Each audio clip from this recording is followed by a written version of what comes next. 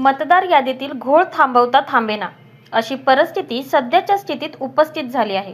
नाशिक शहरामध्ये भाजपकडून इच्छुक असलेल्या 2 उमेदवारांची नावे थेट मतदान यादीतून मृत्यू दाखल्याच्या मार्फत गहाळ करण्यात आल्याचा धक्कादायक प्रकार समोर आलाय। अविनाश पाटील, उत्तम काळे हे दोन्ही इच्छुक उमेदवार नाशिकच्या सिडको परिसरातून भाजपकडून नाशिक महानगरपालिकेची निवडणूक लढण्यासाठी इच्छुक होते। मात्र कुणीतरी मृत्यू दाखला जोडून थेट त्यांचे नाव गहाळ केल्याने त्यांना यंदा निवडणुकीत मतदानही करता येणार नाही आणि सोबत निवडणुकी लढता येणार नाही। आता याबाबत थेट त्यांनी मुंबई उच्च न्यायालयात दाद मागण्याचं ठरवलं आहे। मात्र हे नाव कमी करण्यामध्ये कोणी विरोधक होतं का सहकारी असा आक्षेप देखील त्यांनी घेतला आहे आणि याबाबत जिल्हाधिकाऱ्यांनी BLO वर कठोर कारवाईची मागणी देखील केली आहे।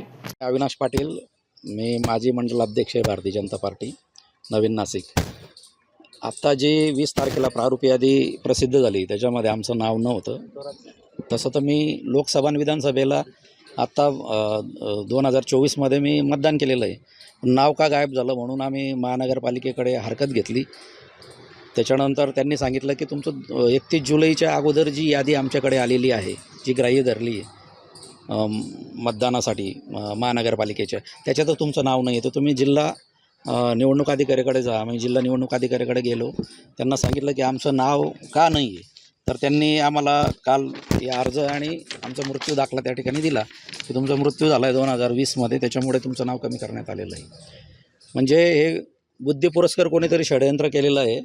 आमचा सहकारी असेल किंवा आमच्या समोरचा असेल जो स्पर्धक म्हणून आम्हाला येणार असेल आणि त्याला नको पाहिजे असेल आम्ही, त्याच्यामुळं त्याने खोटा अर्ज, माझ्या पत्नीच्या नावाने खोटा अर्ज केला आहे की यांचा मृत्यू झाला आणि त्यांचं नाव कमी करण्यात यावं म्हणून। आता मतदार यादीमध्येच आमचं नाव नाही आहे, तर आम्ही मतदानही करू शकणार नाही आणि निवडणुकीला आम्हाला उभं राहायचं आहे। आम्ही कॅन्डिडेट आहे, पण आम्हाला निवडणुकीलाही उभं राहता येणार नाही।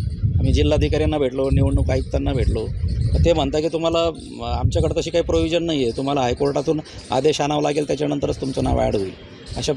अशी या ठिकाणी परिस्थिती निर्माण झालेली आहे।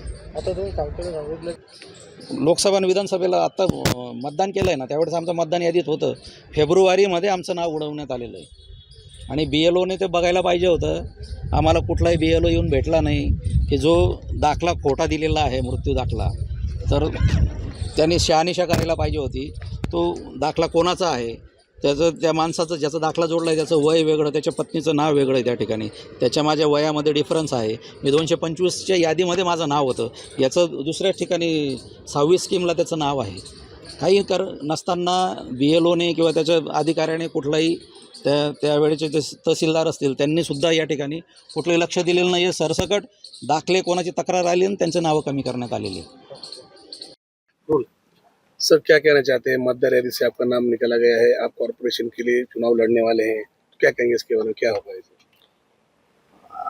जो NMC की प्रारूप यादी आई थी उसमें हमने ढूंढा कि हमारा नाम है क्या, तो नाम नहीं था, इसलिए हमने कॉर्पोरेशन में एप्लीकेशन किया, ऑब्जेक्शन का फॉर्म भरा, लेकिन उन्होंने बोला कि ऊपर से ही 31 जुलाई 2025 की जो यादी हमारे पास आई है उसमें आपका नाम नहीं है, तो आप नासिक डिस्ट्रिक्ट के इलेक्शन कमीशन के पास जाओ। वहाँ पे हम गए, उनको डिटेल में पूछा, तो वो बोले कि उन्होंने मेरा डेथ सर्टिफिकेट और ये एप्लीकेशन मुझे दिया कि आप तो 2020 में आपकी मृत्यु हो गई है, इसलिए हमने आपका नाम कम कर दिया है। अभी मैं चुनाव लड़ने वाला हूँ अभी कॉर्पोरेशन का, और मेरे 2020 में अभी मैंने विधानसभा और लोकसभा में कैसा यहाँ पे वोटिंग किया, तो कहने की बात यह है कि ये किसी ने षड्यंत्र किया है। हम वहाँ पे उनके सामने कैंडिडेट बोल के नहीं आना चाहिए, या फिर हमारे पक्ष के कोई होंगे जो हमारे कॉम्पिटिटर है, जो हमारा नाम कट होने के बाद उनको टिकट मिल सकता है, ऐसे लोगों ने कुछ ये कट कारस्थान किया है। तो आप अभी कोर्ट में जाने वाले केस? हाई कोर्ट में जाने वाले, क्योंकि हमने यहाँ पे सब निवडणूक शाखा कॉर्पोरेशन सब जगह एप्लीकेशन करके जाके आए। अभी उनका ही लेटर है ये, अभी कॉर्पोरेशन के ऑफिसर दे के गए कि आपका नाम नहीं ऐड कर सकते, तो हाई कोर्ट के सिवा कोई पर्याय नहीं है। उन्होंने बोला कि आप हाई कोर्ट से ऑर्डर लेके आओ, जब आपका नाम वहाँ पे सूची में ऐड किया जाएगा। माझं नाव उत्तम अर्जुन काळे. मी भारतीय जनता पार्टी सिडको मंडळाचा उपाध्यक्ष आहे. येणाऱ्या महानगरपालिकेसंदर्भात जे आता यादी प्रसिद्ध झालेली आहे आणि आम्ही या ठिकाणी प्रभाग क्रमांक 27 मधून मी भारतीय जनता पार्टीकडून इच्छुक आहे. ही नावं जे आता डिक्लेअर झाले त्याच्यामध्ये आम्ही आमचं नाव चेक करण्यासाठी गेलो असताना बघितलं की त्याच्यामध्ये आमचं नावच नाही. नंतर आम्ही तिथं विचारपूस करण्यासाठी कलेक्टर ऑफिसला गेलो. तिथं त्या मॅडमांना भेटलं. मॅडम म्हणलं आमचं नाव नाही येत नाही याच्या संदर्भात. मॅडमने त्यांच्या कर्मचाऱ्यांना आदेश दिला यांची डिटेल काढा बुवा काय यांचा विषय नावाचा तो. त्यांनी डिटेल काढल्यानंतर त्यांच्या कर्मचाऱ्यांनी आम्हाला मृत्यू दाखला दिला का तुमचं डेट झालेलं आहे म्हणे. आणि हा माणूस राहायला मखमालाबादला आहे. जो डेट झालेला माणूस आहे डुप्लिकेट सर्टिफिकेट जोडून दिलं आमच्या नावाच्या आधारावर आणि फक्त नाव सेम होतं उत्तम अर्जुन काळे. त्यांचं नाव माझं नाव. बाकी त्यांच्या पत्नीचं नाव वेगळं आहे, माझ्या पत्नीचं नाव वेगळं, आमचा ॲड्रेस वेगळा, त्यांचा ॲड्रेस वेगळा. मी 125 मध्ये राहिला आहे, ते 123 मध्ये राहिला आहे. हे सगळं वेगळं वेगळं असताना सुद्धा जे BLO असतो त्यांनी शहानिशा केली नाही.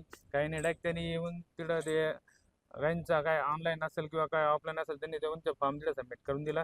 हे डेट झालेले आहे म्हणे. त्यांच्या या आधारावरती त्यांनी आमचं नाव डायरेक्ट डिलीट केलेलं आहे. आणि होणाऱ्या महापालिकेत आम्ही भारतीय जनता पार्टीकडून इच्छुक आहे. तर इलेक्शन लढायचं आहे आम्हाला. आता इलेक्शन आलं 2 महिन्यावरती.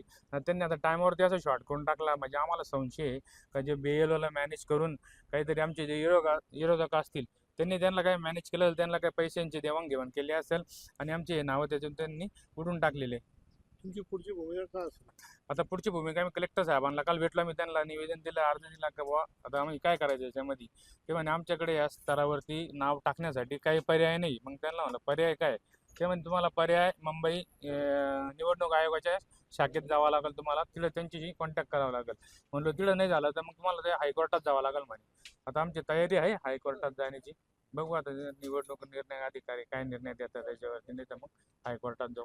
पण आम्हाला न्याय भेटला पाहिजे अशी आमची अपेक्षा आहे. महापालिकेत इलेक्शन लढायचं आहे आम्हाला. उत्तम अर्जुन काले, मैं रहने वाला नासिक पश्चिम 125। और जो सामने का जो आदमी है उसने जो डेथ सर्टिफिकेट दिया है वो रहने वाला 123 मखमालाबाद का है।